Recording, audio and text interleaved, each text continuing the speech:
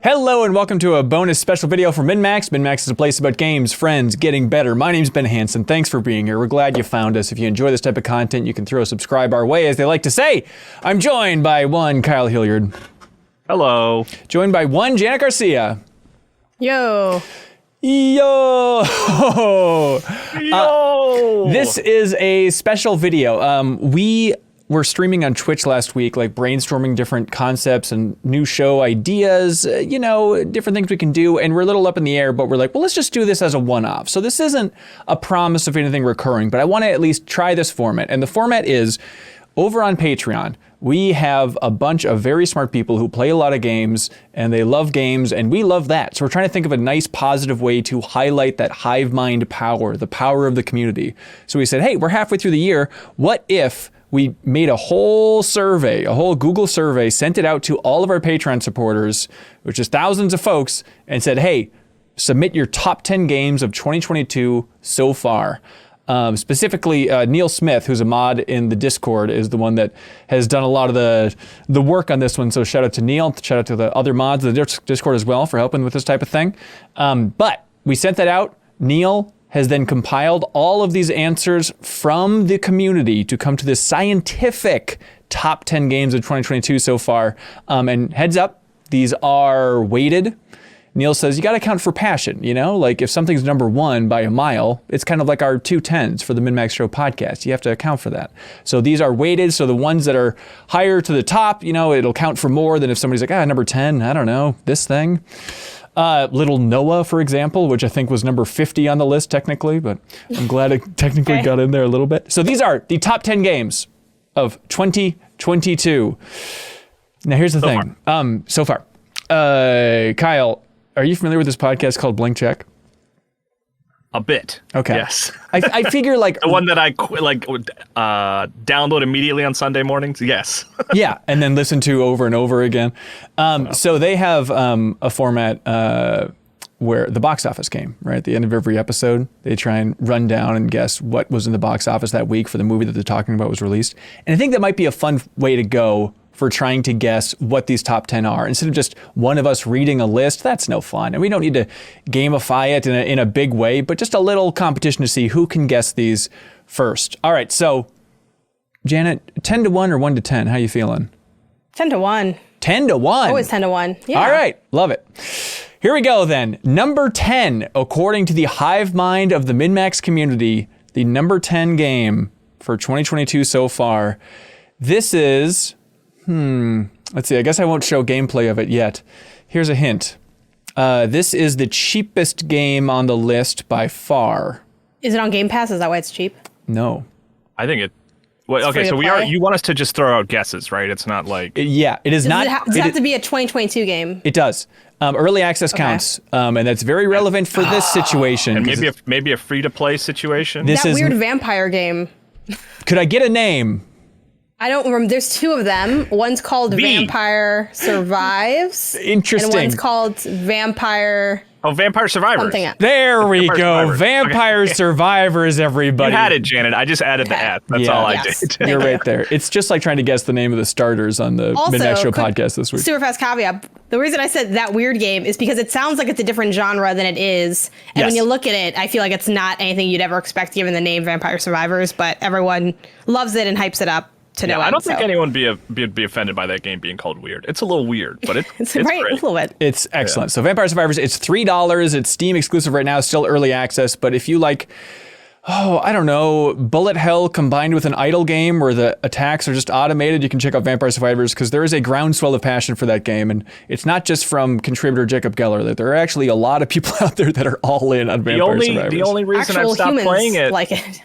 The only reason I've stopped playing it so much on my Steam Deck is because I've been playing a lot of Metal Gear Survive. Hell yeah. The only thing that can dethrone it. That's actually number 7, so I don't want to spoil anything. Oh, yeah, okay. All right, number 9. This one is surprising. Here is a hint about it. Oh, you could spend a long time guessing the name of this game. You might become an old man or woman as you try to guess the name of this game. Sifu, ladies and gentlemen. There we go. Clap. There we go, Janet. Very good. Sifu, number 9. It's one that, is an early February release, and I feel like everybody kind of moved on quickly, but there is still a huge groundswell because that game is definitely one of the best feeling games of the year. It was right before Horizon and Elden Ring. Mm-hmm. Right. And Dying Light 2. Right. All the codes were in at one time. Mm-hmm. I remember that game. I did not finish that game. Too hard. They made the update with them as the easy mode, but I haven't gone back because check it out. Yeah. There we go. Sifu, number 9. Congratulations. All right. Number 8. This one was surprising. It's kind of, I consider it like a popcorn game. Or a chicken nugget game, as Janet once put it. You nibble on it, and we still don't fully understand. But no, we got it. Embraced. Yeah. It's a game that no one can have a problem with. Everybody played and said, "Yeah, this is exactly what we want. This rules." To see it at number 8 is surprising, I think. Can you give us the genre? The genre. Well, hold on. Can I guess before you give the genre? Is it Horizon? No. Interesting guess, though. It's too casual. Then it's too meaty for a popcorn game. Yep. But what's the genre of this? This is maybe it's less a popcorn game and it's a pepperoni pizza game. Oh, TMNT. Yeah. There we go. You're right. You're right. Teenage Mutant Ninja Turtles Shredder's Revenge is coming to number 8, but maybe it's just the Game Pass thing, and that's why so many people played it, so everybody put it somewhere around here on their list. Like, yeah, if you played it, I'd be shocked if you had a problem with that game. It's just exactly what the mission statement was, So it's very inoffensive. Yeah, it's delightful. All right, number 7. If Teenage Mutant Ninja Turtles Shredder's Revenge is for everybody, number 7 is for a subset of people. Citizen Sleeper. Interesting. Nope, that's number 11, actually. Okay. Norco. Nope. It's for a subset of people, and they even use that in their marketing, saying, hey, this isn't for everybody. Neon White. There we go. Neon White. This is like a race. It's like a race to, at the moment that I think we both get it, like between Janet and I, it's like a race to see who can say the name. Hell yeah. For Freaks by Freaks, as they like to say, the first-person speedrunning game available on Switch and Steam. Is that it right now? Yeah. Okay. I think it's kind of funny that they market it that way, because I think it's like totally, like I actually recommend the game to everybody. Yeah. Like, I don't think you'll like everything about it, but I feel like to say it's a speedrunning game, I feel like implies that it's really difficult or something, but it's very approachable. It's absolutely approachable. Yeah, I based on the trailers, like, I don't know about this thing, but it eases you into that game in such a beautiful way that, yeah, number 7. I thought it was a multiplayer shooter. It does give multiplayer vibes when you glance at it. It's a weird thing, but it's a fun game. It's funny, we're playing the trailer right now, Kyle, and as you were saying that, it's a giant flashing screen on the trailer that says single player. So it's funny that now I'm like, in retrospect, because even when we started getting codes knew though that. You were like, hey, who wants to check this out? And I was like, I'm good. I don't want to play a multiplayer game. I don't know. In retrospect, I don't know why I thought it was a multiplayer game. Right, that's fine. Hey, you know what? We can all move on from mistakes. Number 6. I am delighted to see this game on the list and to see it this high up the list. It's that, Nobody Saves the World. There we go. Nobody Saves the World. My second favorite game of the year so far. This is Drinkbox's wonderful action RPG, all about unlocking new characters, new creatures, mixing and matching their abilities. One of the, I don't know, maybe underappreciated gems from 2022. Maybe it's just because it was like January and everybody forgot about how frickin' fun that game was. But people just didn't like it, Ben. I hate some to say people. It to you. I like the game. I think the game is fire. We now have scientific evidence that a lot of people like this. Number 6 on the list so far. That's amazing. That is high. It's just, it crushes me when I recommend it to all my friends and then they say, I'm shocked that people don't like. I'm like, y'all like Guacamelee 2 and you don't like Nobody Saves the World. I don't know. Guacamelee 2 is fantastic. Are you kidding me? Later. Here we go. The soundtrack alone on that game. Number 5. Number 5 on this list. Kyle, let's see. This is a game that everybody agrees is Tunic. really. Wow, Janet Garcia with Tunic. Honestly, I had Tunic on my mind too because you were directing the conversation at me. Oh, damn it. That's why. And also, it has to be coming up. I know this has to come up because it's such a fantastic game that's going to be somewhere. And funnily enough, higher though, my order also goes that on my personal list. I have 5 Nobody Saves the World, 4 Tunic. Ooh, interesting. On my old list that I made back in like April or something. Okay. Yeah, Tunic, fantastic. It's available on PlayStation soon, or is it out there now? But That's a great question. It's available. When someone here did a PlayStation podcast, let them know how that person here. Tunic, everybody. It's a real success story. I know, Kyle, you loved it, but you didn't love it as much as you expected, and now the framing is like in a negative light. But it is so cool. Like, you got to highlight everything great about it. I finished it and enjoyed it, but I guess it just becomes that thing of like I didn't love it as much as everybody else, so now it seems like I hate it. Right. September 27th on PlayStation. Kyle, that's like most of my career. Is that statement? All right, here we go. That was number 5, Tunic. Number 4, ladies and gentlemen, the king is back. That's the worst way to fetch this. This is a game. Gran Turismo 7. Oh, interesting. This is a game where we were surprised recently that like, they're going to release 2 of these games in 1 year. 2 of these games Arceus? starring this character. Ollie World. Ooh, great guess, but no. And no, Kyle. Pokemon Arceus. Nope. Yeah, that was mine.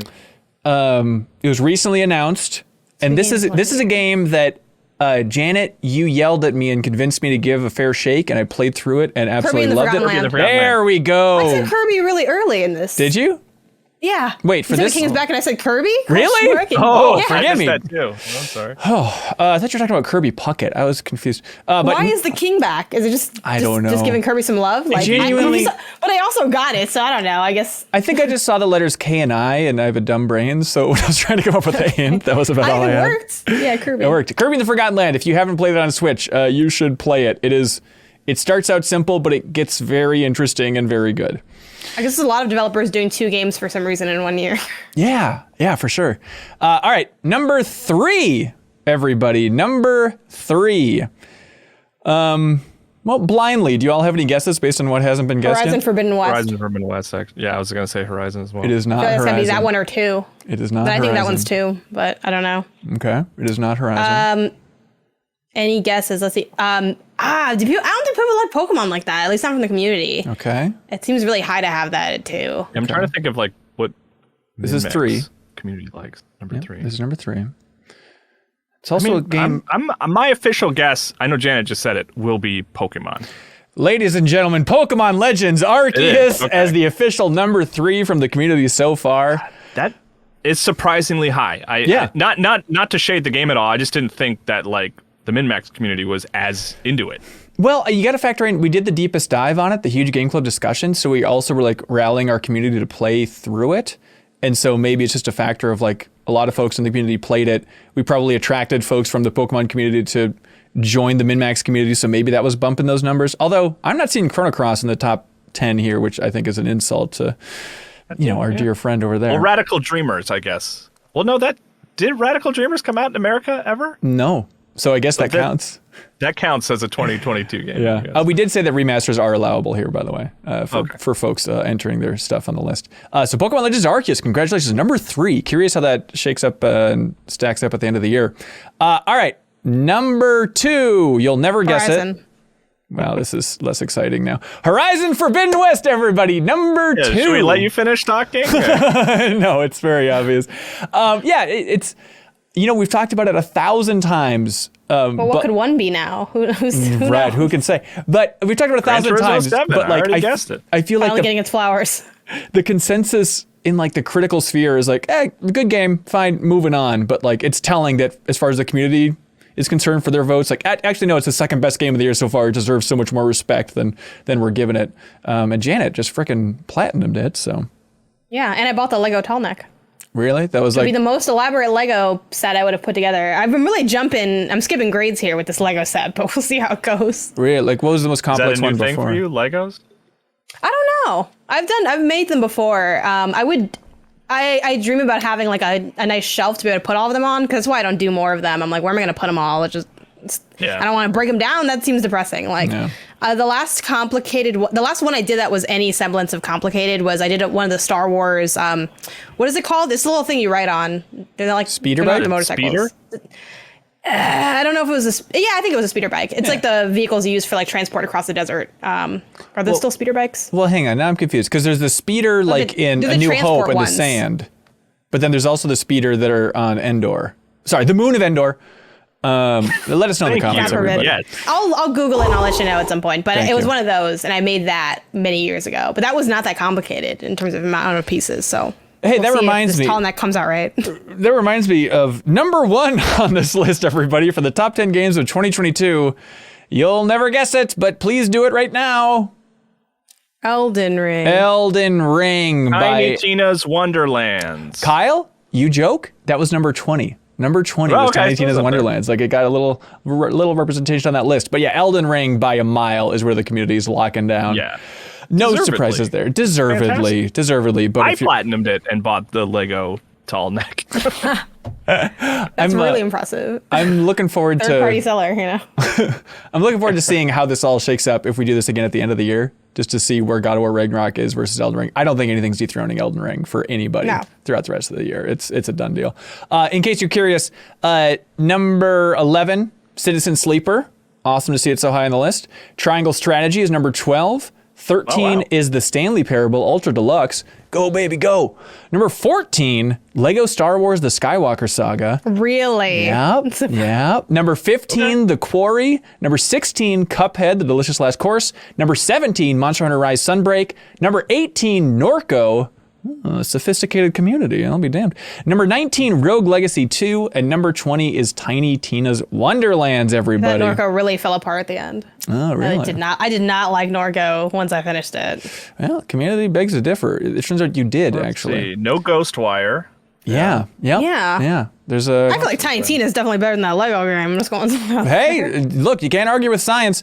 Thank you, everybody, It's true. for jumping in and supporting MinnMax over Not in on America. Patreon. Can't argue with science. That's right. But for jumping over to patreon.com/MinnMax with 2 N's and joining the community and helping to create wonderful lists like this, and also just having a good time in that Discord. And thanks for joining us for the deepest dive in Jak and Daxter. And thanks for supporting us on Patreon so you can compete in Trivia Tower Monday, July 25th. It should be a fun episode. Get ready for that. You can win some great prizes. We actually have codes for a lot of these games available to winners and people who make it to the 3rd floor in Trivia Tower. So any help supporting us is appreciated. If you enjoy this type of content, let us know. Throw a sub our way. Spread the word about MinnMax. Kyle and Janet, great job. You're both champions in my mind. We did it. We did Thank it. you. All Who right. won? The winner was won? the MinnMax community. The friends Yeah, who it's all made set along up at the fun way. to fun. That's right. That's right. Thanks so much for watching, everybody. We'll see you next time. Maybe. Goodbye. That sounded too baby-like. That was Baby. gross. Oh, baby, goo goo gaga. If you thought, hey, this video wasn't bad, well, there's a whole lot more like it on MinnMax's YouTube channel. Please help us out by subscribing to our channel and checking out the MinnMax Show podcast, also available on your favorite podcast app. The best, most thorough discussion about games on the internet with the deepest dive. Our monthly community trivia show with prizes called Trivia Tower, and a whole lot more. Thanks so much for your support, everybody. All you gotta do is click that subscribe button. We'd really appreciate it.